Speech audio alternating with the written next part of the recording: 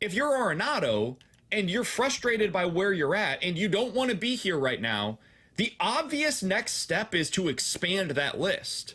So that's what I don't understand, T-Bone, is why he wouldn't have expanded that list if he was as frustrated and as open and as almost demanding of getting out of St. Louis as you are currently presenting it to be. Well, I think it's probably because, I mean, you just read off contenders, right? Like, you read off the list of teams that are contenders, and some of them have answers. So what does expanding the list really do, right? Like you mentioned the Mets. Mets don't need him. They've got Detroit. Vientos. Why not add Detroit? I think he doesn't view Detroit as a contender. And if I'm being honest, I don't really blame him. I mean, they got in by backing their way into the playoffs last year.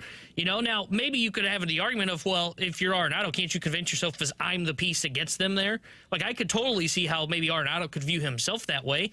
But I think that's what he's looking at Detroit. I don't think it's a matter of, hey, I don't want to go to Detroit. I think it's they're not a contender. I'm not going to Detroit. Well, then you don't actually want to leave. And this is what I'm saying here is, like, if you don't view Detroit as a contender, like, there's only so many teams that you can view that way, man. So eventually you get yourself to, man, maybe it's not so bad here in St. Louis. And I think that's where he's at. I think we're saying the same things and coming to different conclusions, T-Bone. Like, if you don't view Detroit as a real contender going into this season, and that's totally fair, I don't blame you. If you don't view that team as a contender, then yeah, why not stay put?